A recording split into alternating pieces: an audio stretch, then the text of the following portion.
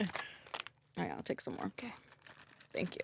You're welcome. Perfect. I feel like I'll just sit here like while we're talking and be like, That's why they're here. That's why they're here. Hey guys, it's me, Keeds, Keetonator, Keetatron, Keys and Crates. I got the Keeds, whatever you want to call me. That is me. But I am joined by a very bubbly, beautiful person here today, and she got here before me, so I feel really bad.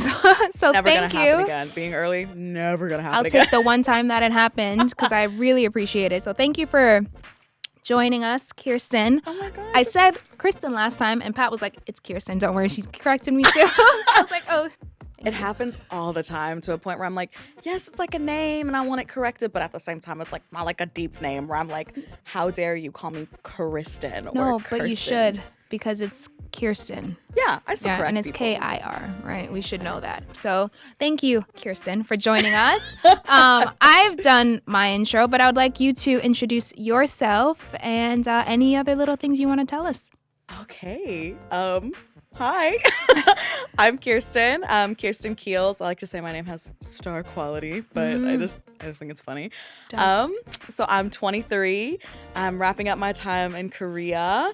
Literally tomorrow. I was here for a Fulbright. What are some other things about me? For those that are listening instead of watching, I myself am a Black American. If you can't hear it, I was born and raised in Arkansas. But I went to school in Jersey and Princeton. My degree. Don't just gloss over. Don't just gloss over in Princeton, okay?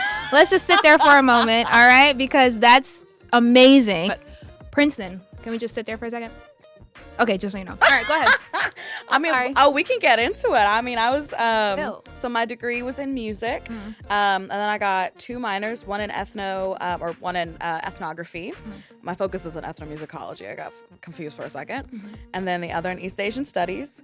I'm a first generation low income student, which is something I'm very proud of.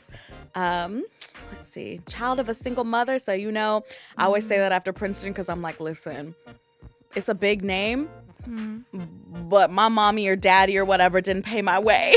I worked hard. Yeah. Let's see, what else? I'm a Taurus. I read heavily into horoscopes, so go ahead. I could tell you my big 3. What is it? Taurus sun, Taurus moon, and Wow. Libra rising. Okay. Yeah. Okay. So I'm like grounded or whatever. Yeah, I can't think of anything else to add. I think some of my like identifiers, like if I'm like, because I was an RA in college, being like, hi, like I'm Kirsten, I'm from here. My pronouns are she, her, hers. Right. I'd say my main identifiers, I myself identify as like a fat, queer Black woman. So again, if you cannot see it, but you can hear it, I know I just sound luscious because I am. You do. And your personality, like you can sense people's personality through and social media. Pat and I talked about it last time where it's not always who you are, but you seem very authentic on your social. Like I feel like I can sense or get a pretty good read on who you are. Like you are who you are off of line, right? Like I've met you in person now and I can say what I see online is very mirroring to what I see right here. So that's great to hear. It's really good to meet authentic people like that. So thank you for staying true and posting things about who you are and just being vocal and being like, yep, this is me. I do want to go back to, because that's how I like to do the podcast, talk a little bit before you got to Korea and Princeton. So you mentioned you were raised by a single mom and you were from low income. So just talk us through like when you were little, right? I guess you always had dreams to maybe do great or be great or maybe you didn't. What were your dreams when you were young to get you to this point in your life? Wow, we're throwing it real back. Yeah. So for starters, I know that with a lot of like low income households, there's like a lot of pressure to like always do great and always be great. And it's not that pressure wasn't there. It was just my mom was like, whatever you guys do, I say you guys because I have a younger brother. Shout out to Spencer. I know he's gonna listen to this. Yeah, Spencer. But he's 3 years younger than me. And so my mom has always been like, no matter what you do or like what you accomplish in life, like I'm gonna love you and I'm gonna be proud of you.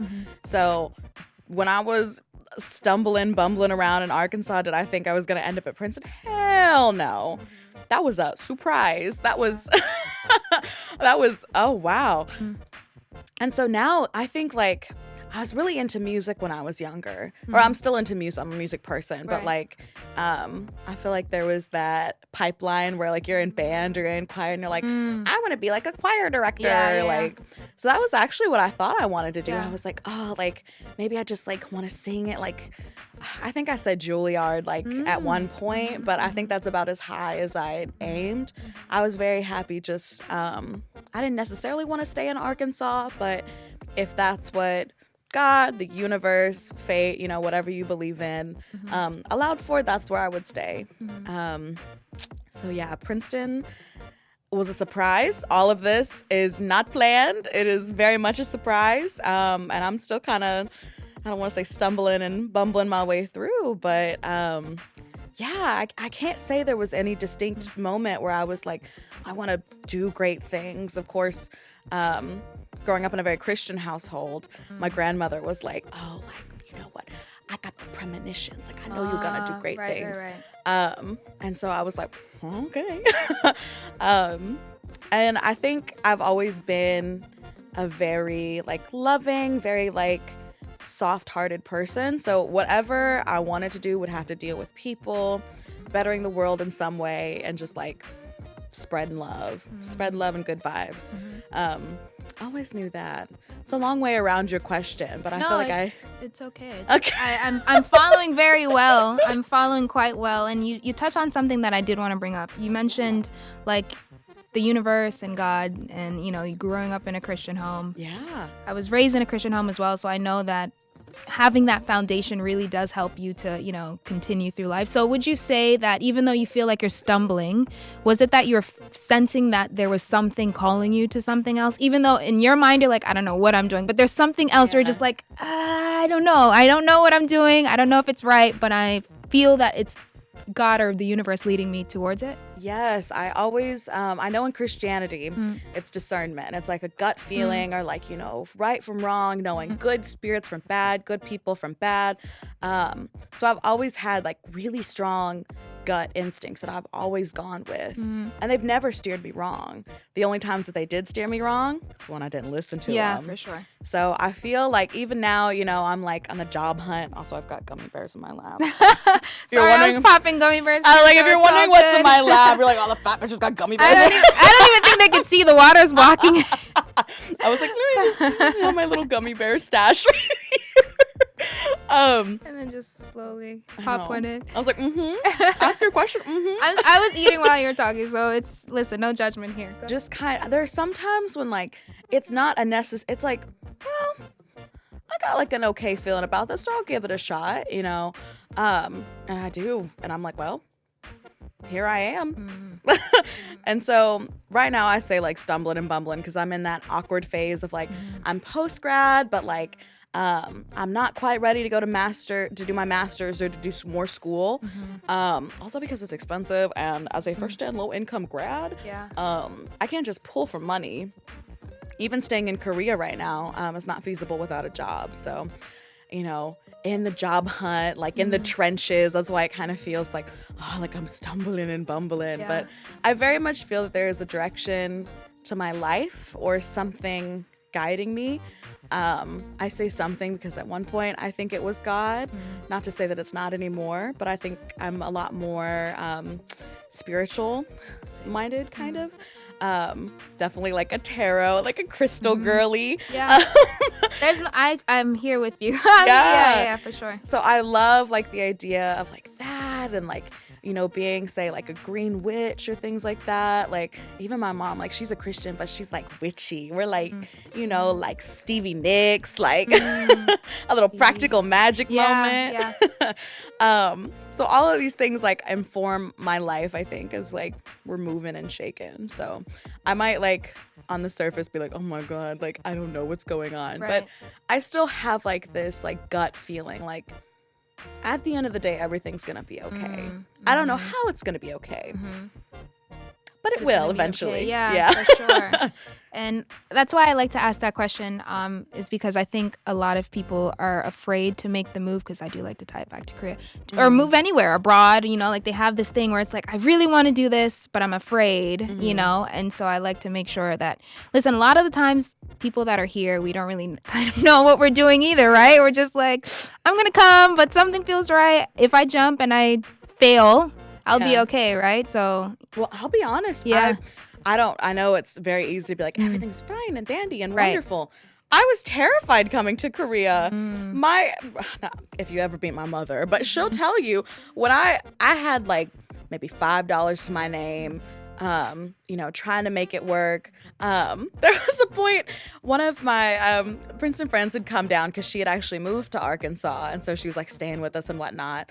And her or my mom will tell you, there was a time when I said $5 to my name, packing and whatnot, knew I was going to come to Korea for sure. And I think I like had to buy one more thing or something, and it was just the straw that broke the camel's back. So cue me sitting in the floor of like my mother's bedroom, just like ugly crying, and I'm talking like like boo-hooing, being like, I don't have any money, like Mom, like what am I gonna do? Like I'm like, there's no safety net, like how am I gonna make friends? And like I literally have a friend in like the next room, and so my mom's like sitting there on the floor with me, and she's like, sweetie, like it's gonna be okay. And I'm like, no, it's not, like what if nobody likes me? And she was like, that's so real. She was like, come on. And then my friend's like peeking around the corner, and she's like, you good? Like, and I'm like, just give me a second. Like, it's a lot. You were going through a lot, and especially not having money. I think people like to act like money's not that important, especially, but it really is. Like, to have that security and to be leaving the country across the world. Like, it's just, to have $5 to your name, that's daunting. So what pushed you to go? Like, why were you like, you know what, $5, but I'm going to go? Well, because I thought things would get better. At least getting into the country, because I would have a stable-ish income with Fulbright. And again, like I had already signed my contract and whatnot. Like I was already going. It was more like the getting there that was stressful. And like while I did have like that moment, I feel like I always have those moments where I'm like, I tell my friends all the time, like I break down and I just let whatever emotions come, and then it seems like things get better after. So I'm like, it's almost like I need to give the universe a like release. I keep hitting this mic. And then it like brings it back to me. Yeah. So, I can't really describe. I still wanted to go, and I knew that things again like would be okay. But in that moment, it was just like the world is ending because I have to buy like one more like black hair product that I can't get. And the damn weight is gonna be overweight. I don't know if was your suitcase overweight when you got here? Oh yeah. Them overweight fees will literally take you out. It's a whole nother flight. I don't know how much you paid. I got away with it because I think I was gonna. I was about to miss my flight. I was in this tiny like rinky-dink airport in Arkansas, and so I'd stopped before to go to Cracker Barrel. Don't cancel me. I wanted some biscuits. We love Cracker Barrel, okay? Cracker Barrel is hitting. I don't care what you say, especially when you're from the South. I was like, they might hate crime me, but it was good. So, my mom, we were late, and so I was literally like in security, and they're like, you have to run like to the gate. And I was like, well, you ain't gonna be checking my bags. You ain't gonna be weighing my bags if I gotta run to the gate. So you got away with it. I did get away with it. What? Don't tell them my secrets. I'm not telling them. I mean, you're telling the world right now. I'm not selling anything. I wish I would have known that then. The hair care thing was, I had that exact thing, but I was not late. I got to the airport because we're Jamaican, and my mom was like, you better get to the airport early, Nakita. And I was like, Mom, it's already an early flight. Not being an island gal. But anyways, I got to the airplane early and checked bags, all of my hair care, because on Facebook groups, they tell you if you're black, bring everything, including the kitchen sink. So I brought like hair products, lotions, mustards. You don't need it. Oh, bring a few of them because of this Pali Pali Express. Polypal is a Black-owned place where you can order things online overseas, and they ship it directly to you express. Clearly, you're going to have to pay a little bit more, but it's express, and you got to pay for what you want. And I've used it twice now, so I can actually say that it is efficient. And it is Black-owned, and she is a woman, so that's why you should use it. I feel like this will be like, hi, gay. We are sashaying away with the deals. If you use code k.keels, check out. You have a code for it? No, I wish. Get us a code, please. All right. We're over here plugging you. This is not sponsored literally at all. I ended up paying $600 more for oversized bags. No lie. But when I say I did, I mean my mom did. I did not have the money either for it, and all the money I had, I needed to use for life. So thanks to my mom. I literally had that moment yesterday. Yeah. I was trying to send a box over, and they're like, that's going to be 216,000 won. And I was like, absolutely not. Yeah. It would cost the same to check another bag. Mm-hmm. So what do you end up doing with the bag? Are you going to bring it on the plane and hope for the best? I just had like another bag. I was like, yeah. Well, I was going to give this on like away at the like really, really free things Korea Facebook group. But I was like, well, I'm glad I kept it now. And now it kind of worked out because for my like brothers, like, there's your like Korea gift. I used it as like padding. So it all worked out. Okay. Well, there you go. And I'm sure you'll get through somehow because of your personality. Like, just let her through. She's so cute. Just get her in. Just get her in. Please, can I go on? But yeah, I think we all got to go through that breakdown process before you leave. It's like, I don't know, it's like ritualistic or something. If you're going to move abroad, you're going to have something is going to happen, something bad, like you're going to have to go through a process to get there. The thing is, I think the people who have the most trouble moving abroad, I should say, of course, are a plethora of other issues, you know, race, sexuality, class, like we could get into it, but also the mindset of thinking that everything is going to be perfect. If you think like, if you already have the mindset of like, I'm not like manifesting shit to go wrong, but shit's gonna go wrong and I'd rather roll with the punches than roll with the punches, have my little cry, and then go.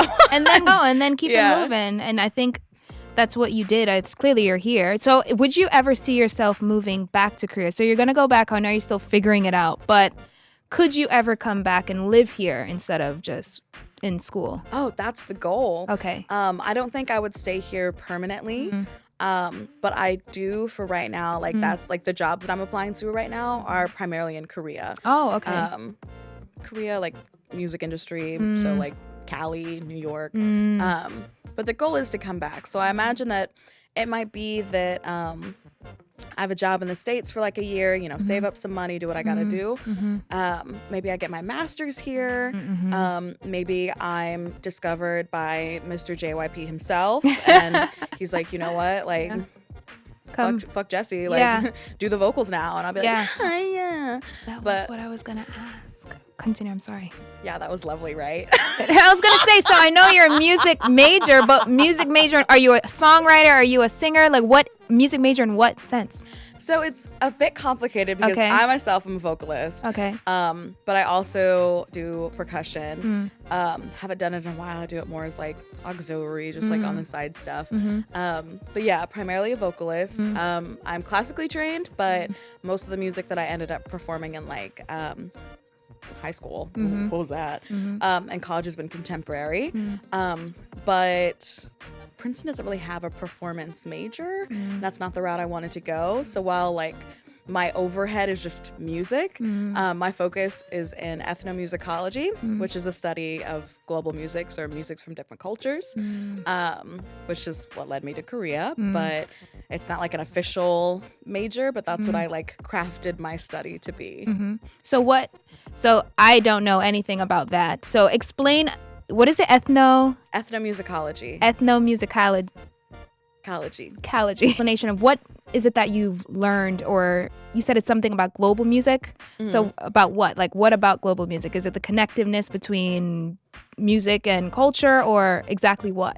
So first off, my focus is in like global popular music. So like what's popular across cultures. So I can tell you about like the latest like reggaeton. I can tell you Afro beats I need to catch up on.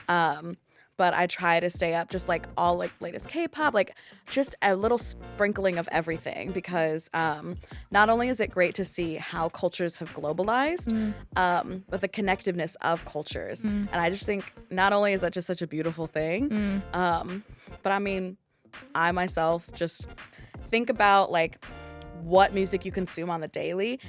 It's not Beethoven, it's not Bach, it's not insert old white man name here. The music that you're hearing on the radio, well, I guess, you could listen to a classical station, but the music that you're hearing or like on Spotify, it's all around you. And so I was just, I don't know, I love the idea of like, I feel like it's like capturing a snapshot of like history within popular music, because like popular music a lot of times like emulates not only culture but like history. Wasn't there, I think I'd seen on your Instagram that you were studying the connection between Black culture and Korea. Yeah. Can you explain a little bit more about that particular study that you were doing? Yeah, so my Fulbright, Black globalization, the embodiment of Black music and peoples in Korea, will come out sometime later when I actually start writing it. But it's this beautiful connection that I noticed a lot of times when we talk about appropriation, appreciation, how Black culture and Korean culture are so intertwined musically, but I realized not many people talk about the actual like being, well, a lot of people do like on Twitter or things like that, but nobody's done like an in-depth study of being Black in Korea alongside scholarship, alongside music, alongside Black history in Korea. So I'm looking to like mesh all of these things together, where I'm trying to create a sonic history of Blackness in Korea, of Black sound, a bodily history of Blackness in Korea, when Black bodies were present in Korea, and what it's like now. And so this is kind of veered less towards music and more towards just collecting the experiences of people. It is. Which I'm more than happy to do. I've talked to so many cool people throughout my Fulbright. And of course, music is involved, but I'd say like maybe a little bit more on the back burner than I originally stemmed planned. out a little bit more. Yeah. Or a lot more, clearly. Yeah. What things have you learned along the way that maybe you weren't expecting? Things that you've discovered since your time here? For one, I had to check myself because 2 years ago I came to Korea, and I experienced two pretty extreme forms of like xenophobia and racism. Why did I put xenophobia first? Okay. And I was only in Korea for 6 weeks, and so I don't want to say that like that informed my entire time in Korea, but it definitely did leave a bit of a stain, a bit of an emotional stain on my time here. And so while I did go into interviews with open minds, I just wanted to talk, because I say interviews, but a lot of times I always say like conversations, where it's like on paper it's an interview, but I prefer the term conversation because I want it to feel like free and flow. open. Yeah, you don't want it to be exactly. Also, like, you're talking to me now. Like, I know my shit. Yeah. But I think part of like decolonizing academia and whatnot is like reinserting like personality, or like kind of like separating that like researchy vibe, which is that's just not me. So learning about people's experiences, and of course like there's the good, the bad, the ugly, everything in between. But during the first two interviews, just hearing like the reverence that people had for their time here, even with the bad. And while I still had that same reverence, I still recognize like you do have a ways to grow, and you do have a ways to recognize that like this experience shouldn't dictate your project, or like you shouldn't have. I don't think I went in thinking like, oh, this is gonna be like a collection of like discrimination in Korea or anything. Or like a shit list for Korea, but I think it also took like some internal work and healing that needed to happen. Again, just having conversations with people, not anything like like someone said this thing and I'm like, wow, that's profound. I mean, Yeah.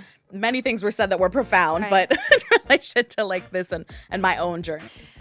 I like that you did check yourself and you were able to actually look at yourself and say, okay, this needs to change. I need to change. I need to grow. Babes, that's Yeah. constant. Yeah.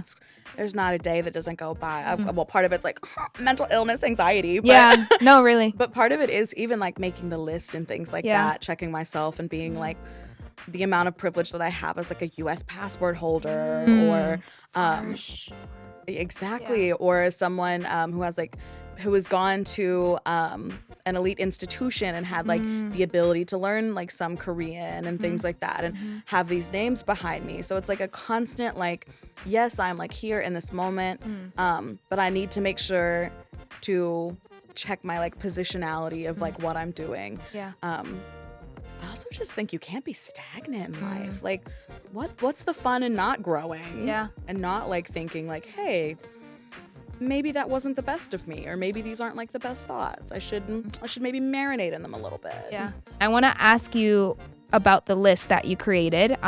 Unique situations, correct? That's the name you gave it. Yes, ma'am. So I read your FAQ, so I know the reason behind it and why it was created, but just explain to them what it is and why it was created. Hi, thems. So And the theys. and the girls, the theys, and everyone in between. Everyone in between. So Unique Situations is a list of safe nightlife spaces in Korea with specific emphasis for Black and brown expats. This was birthed not only out of my own experiences of racism and xenophobia in Korea, but a lot of recent instances. And I say recent, like as soon as, like even starting to do the research for the list, like 2017, having reports of people being assaulted by bouncers and things like that. And of course, seeing videos like Chris the Sis, and then later what happened to Pat, like, something in me, I just get so angry and like frustrated. And when I get frustrated, I get convicted. And so I was like, you know what? Something needs to happen. The least that we can do is have a list, a community vetted list of places that not only Black and brown people recommend, but then Black and brown people are the ones then DMing us and being like, hey, like, I just want to let you know, like, this club is racist or this club is insert thing here. Protects people on all fronts, and hopefully now that it's out, can further protect people from, I feel like people expect Black and brown people to have this sixth sense in Korea where they're like, well, you should have known that you were going to be turned away, or you should have known that you were going to be assaulted. And what bullshit is that? Yeah. And so I was just like, okay, well, hopefully here's a list. Yeah. We obviously can't control everything, Right.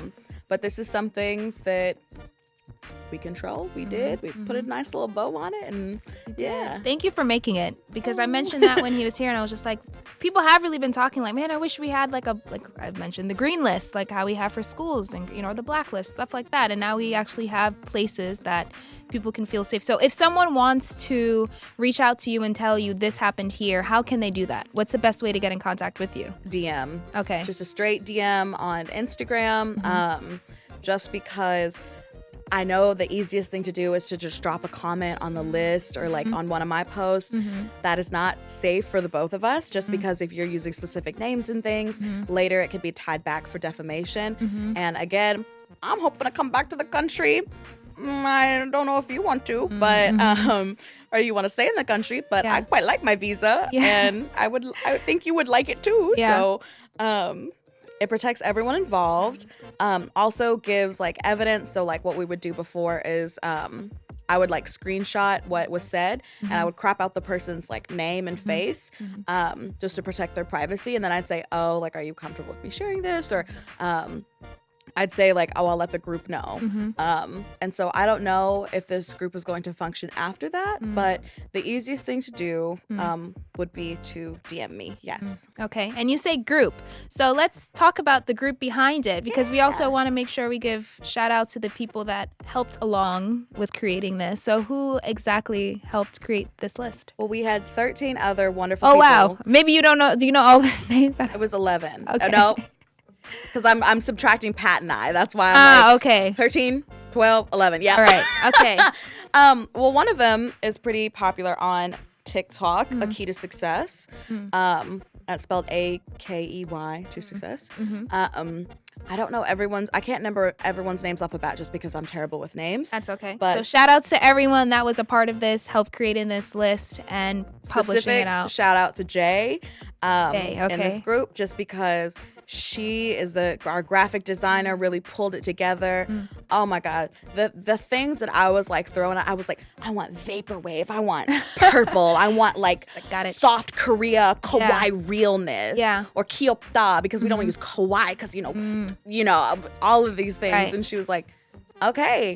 Got it. Yeah. Because I'm like, Jay. I'm like creative, like really like out of the box thinker. I loved it. Thank God for Jay. Thank you, Jay, and everyone else that I will add somewhere here for creating the list. Because I know a lot of people abroad are afraid to come to Korea, especially with the most recent TikTok postings and things that are going on. So I do also want to just encourage you, even if you are seeing these things, there are things that you need to be aware of, clearly, but don't allow that to, like, sit on the plane in fear of like, oh my gosh, I'm going to step off the plane and be, like, have this issue or whatever. It may or may not, I also want to be very clear. Yeah. I realize this was a bit of a miscommunication with the list a bit. When I say black and brown expats, I don't just mean like black people or black and brown people from the Americas. I specifically also mean like Southeast Asians, like Central Asians, North Africans, like everyone in between. So regardless of if their experience at it was like I was turned away for being black or for just being brown, a lot of it also has to do with nationality. So that's another thing where it's like, oh, I think it is kind of gets into a lot of different, very true. niches and things like that. But we did try our best to make it equal, equity, as inclusive equitable. as possible. Yes. Yeah. Yes, that's Because the word. That's 100% sure. And like how you said, checking myself. That was the thing I had to check myself wholeheartedly about my passport privilege. I didn't know that was a thing. And the first time I realized it, I was out with my South African friend. It wasn't V, but V and I had another conversation separate apart from that one. But it was V. The first conversation I had was with V. And she wanted to go to Thailand or somewhere. And she's like, it's going to take a little bit because I have to get a visa. I was like, no, you don't. Just buy your ticket. Like, it's only for a week. Yeah. And she was just like, I cannot do that. You can, but I literally have to get a visa for the week that I'm going. And that was the first time I even ever crossed my mind that my passport allows me to go to lots of countries without ever needing to have that visa. Like the fact that she had to go through that. And I remember I had another conversation with another friend that was from another, country and that didn't have the privilege to just hop through countries easily. So that is important because there are sometimes signs that says no Moroccans or no, Africans or no whatever. And even though we're black, just because we have an American or a European or Western passport, we're able to go in. And deeper, the fact that like a U.S. passport can be equivalent to like neocolonialism because of like the U.S. military relationship with Korea and the fact of just the U.S.'s relationship to Korea. Right. And all of these things were thought about in creating the list. Yes. Thank you again. It's very important for people all over to feel that they can come and still enjoy themselves. And with Korea opening very slowly, but I'm starting to see peaks of people not wearing masks outside and seeing people not wearing masks and no one's looking at them sideways anymore. Because there was a time when it first happened, anyone was out, people were like, come on now. But now it's like, okay, people are loosening the reins. On that list, is there one that you have been to that you're just like, you know what, this is my go-to? So what is your go-to on that list? Well, I should say it's kind of hard because like I haven't been like out in a while just with the list and my Fulbright and whatnot. But I would say specific shout outs to like Southside Parlor. Not only is it good food, but good company. They do drag shows. Okay. I know what you're talking about. Yes, I love Southside. We're going to Lit Lounge later. Yes. I actually interviewed Pinnacle for my Fulbright. Oh, did you? That's awesome. He's awesome. Yeah, so I was like, anytime I'm like, you gotta go to Pinnacle's places. Just great energy. He really does a lot to make sure it's like as all inclusive as it can be. I'd also say if you want to see a good like drag show or anything like that, Workshop wasn't listed just because nobody really recommended it, but I think it's more like kind of like a queer in the know space. So Workshop or Rabbit Hole, if you want like some drag or some, the serving cunty, yes. With the fans, because that's I love when them fans go up and like that's my thing. Oh, listen, they be serving the face card never declines at Workshop and Rabbit Hole. I've been to Rabbit Hole. I like Rabbit Hole. I've never been to Workshop and haven't been to, what was it, Southside Parlor? Yeah, Southside is more of like a restaurant or a bar. Okay. They've got great drinks, and I'm a tequila girl, so they've got like a great selection of tequila. Yeah.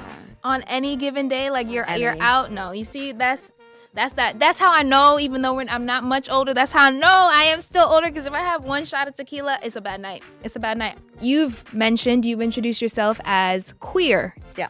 Now, being in Korea, what has your experience been like? Because of this country being vastly different to what the U.S. is in accepting LGBTQ+. How has that been for you? Well, I should say it's a newer part of my identity. Probably only something I've outwardly said for the past like 3 years. I haven't done like any like queer dating per se. I haven't done much dating in Korea. I feel that if I were to move about those spaces, it would be a bit different. But I personally haven't been like discriminated against or anything like that. But of course, I'm not like holding hands with like a same-sex presenting partner or something on the street, or like a femme masculine person or something like that. I maybe it's just because I ain't have no time for any of that, but it hasn't really affected me that much.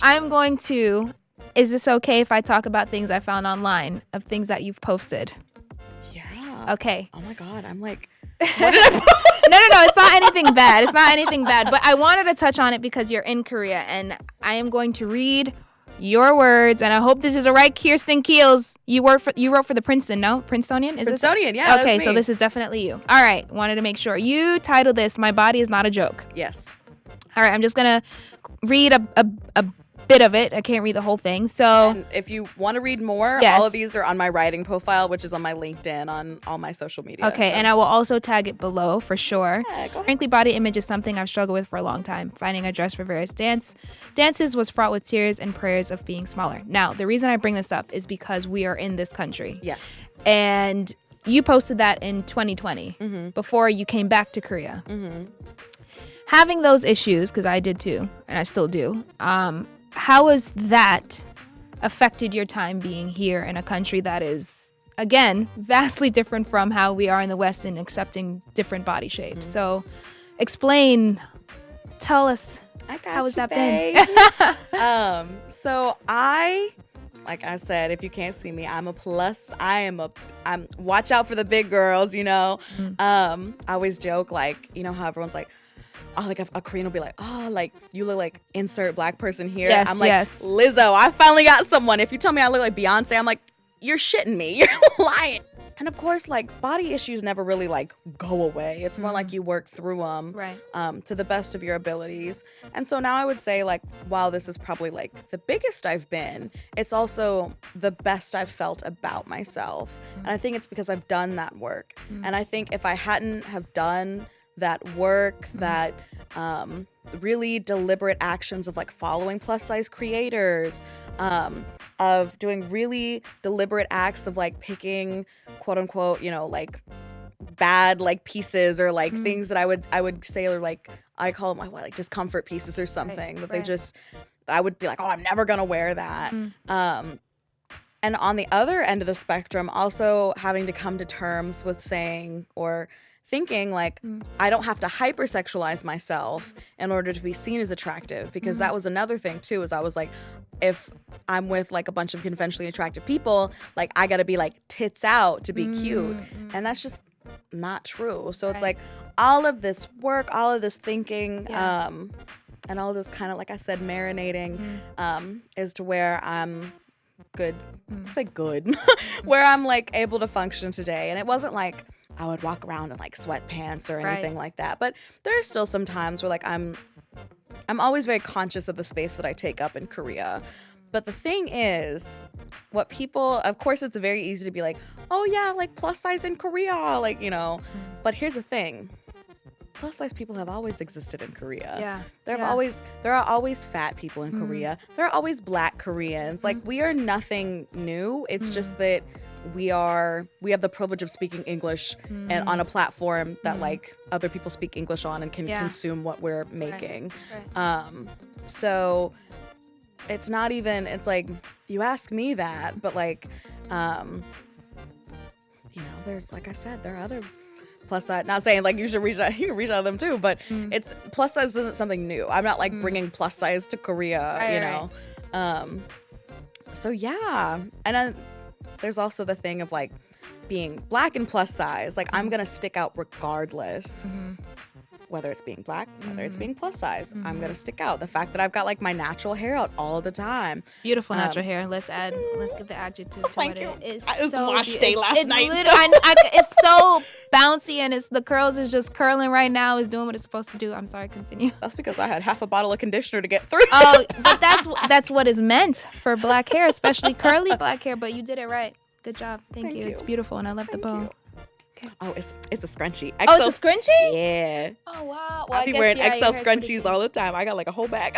Is that Daiso? No, I got it on. Where did I get this one? Amazon, maybe? Amazon, okay. Yeah. Now I'm like to the point where I'm like, Korean fashion doesn't really work for me. It's not really my thing. I'd rather just be like where I'm comfortable. And a lot of times that is like where I'm wearing, like, you could see things that, like, you can see my piercings or things like that, which is fine by me. I'm still comfy. I'm still living. It's you. It feels so you. Like, this outfit is just you, and I love it. Yeah, you know? and it took I'm not saying, like, it did take a lot of work to get here, but I'm like, I like bees, therefore I'm also very into, like, like, healing my inner child. So, like, things that just make me happy, that they're not, like, conventionally like cool or whatever. Hell, I'm not conventionally cool. I'm one of those, like, I'm like a quirky Black girl, you know? Like, I'm a little weird, a little quirky. And so I feel like I want my fashion to also emulate that. And you can't really get that in Korea, but I definitely like brought pieces of that here with me, and then like did my best with like pieces I got in Korea. I found these pants at H&M that are like zebra print. I call them my like funky pants. So like I love that. And we had a guest on named Becca a year ago maybe, and her outfits were just everything, and she would walk out here with like like fur and zebra pants and gold ear, like just lived her best life in Korea. And I love that. Yeah. So I asked that because I know that a lot of the times, like, we all struggle with fitting into the standard of Korea because, one, we won't ever, but two, there is kind of like, you still want to somewhat feel okay walking out and not feeling like all eyes are on you at all time, you know? It's one thing that I'm not saying I necessarily turned it off, but I know, like, even coming here, like, people were staring and things like that. And it's like, I'm not saying, like, sometimes I'm like, oh my God, I really am like the moment. Like, I'm like surfing today. Yes. But then sometimes I'm like, please, I do not want to be perceived. I was like, I'm gonna start barking at people. Don't stop. At the end of every segment, I like to do a round of questions. It's not going to be anything crazy. It's just going to be some fun questions to kind of close it up. So these are the questions, very easy questions, but I would like to know. So let's start with your low. What has been your lowest and your highest point in South Korea? Either the time you were here years ago or now. Okay. Your low and your high. Okay. Highest would definitely be all the people that I've met. I'm not saying like I didn't expect to make friends or anything like that, but I'm always just so amazed at the I know I always have this like good energy, like begets good people, like good finds good. But I'm just still in awe. I'm like, what did I do in a past life to like deserve such good people in my life? And so I'm always just thinking like, wow, like I've just met so many amazingly beautiful, intelligent people. And I'm a people person, so I just like, I love just, you know, after we talk, like reflecting on that experience and whatnot. Yeah, and just feeling like I've come out of this with so many people that it's not just like, oh, I met you once and like, you know, we're not gonna talk again, but people that I'm like, oh, like I want to keep up with your life and your story, and I felt like we had a real connection, and it was just good vibes all around. That's definitely the best part of Korea. Other than 닭갈비, I love 닭갈비. That's my number one. I literally had it last weekend. Last night. It's so good. Honestly, that's the best. That's my favorite Korean food. Me too. Honestly, I'd say the bad is just all of like the financial stress and things that Fulbright's put me through. And a lot of it is just like them not having any cultural consciousness or conscious of like people who are like first gen low income, or like most people that are doing research Fulbrights are doing it for like dissertations or things. Not me. Yeah. I'm not the grown adult. I'm just, you know, shooting the shit right now. Right. So of course, like this means a lot to me, and I want to like extend this research, but like I want to say like I'm not a grown adult. Like I'm not sitting here like 23 years old. I know. Like, that's why I was just like, okay, but you are. I was like, I bought like a Care Bear like 2 months ago, and like literally just like FaceTime my mom to be like, Mom, look what I got. You're still an adult. You just like Care Bear. You just like cute shit. That's it. You could be a grown adult and like cute. Grown adult and like pink, you know? You're still a grown adult. That's true.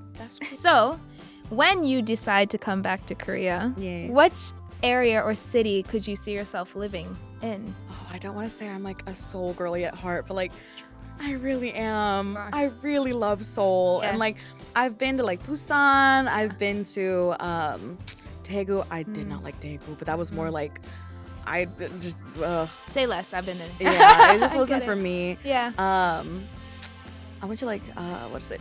Jeongdo? Can't remember, but I liked Busan, but that was because I went to Yosu. Yosu was nice, you know, that Yosu night, hearing that busker song everywhere. There's vibes in Busan for sure. Yeah, but I feel like Yosu and Busan, it was more like, oh, I'm by the ocean. It's like vacation. Like I do get tired of like the Bali culture and like Seoul and just the hustle.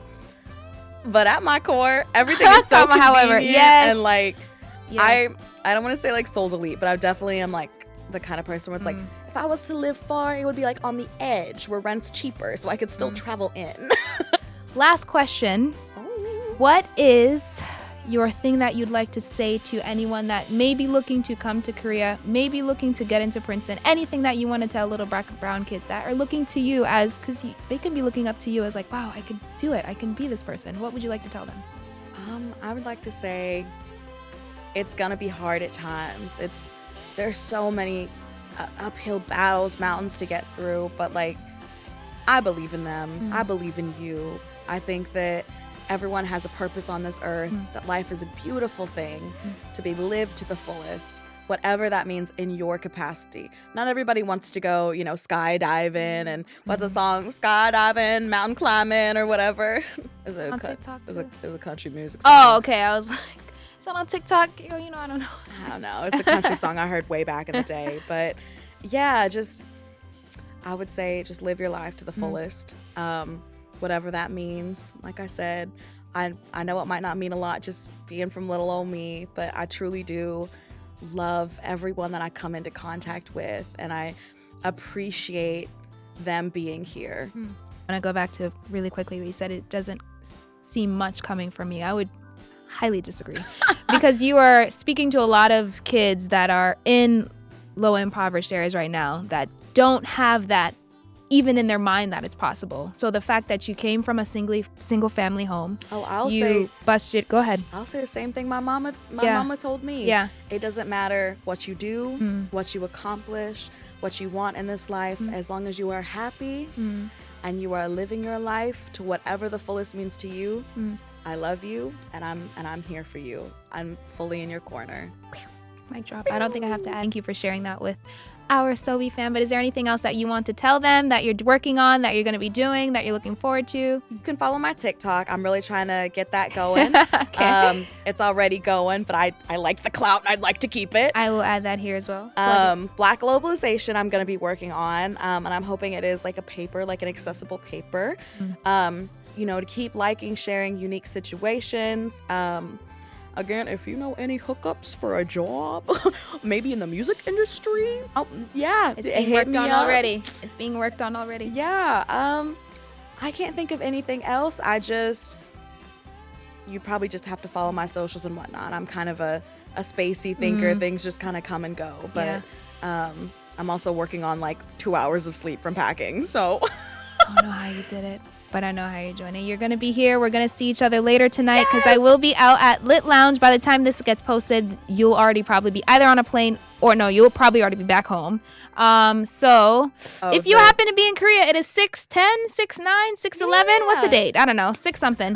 And so I will see you later tonight. Kirsten, thank you again so much for coming and being here early. Oh my gosh. Because I always tell people to be here and they're never early. That's why I was super surprised to see you.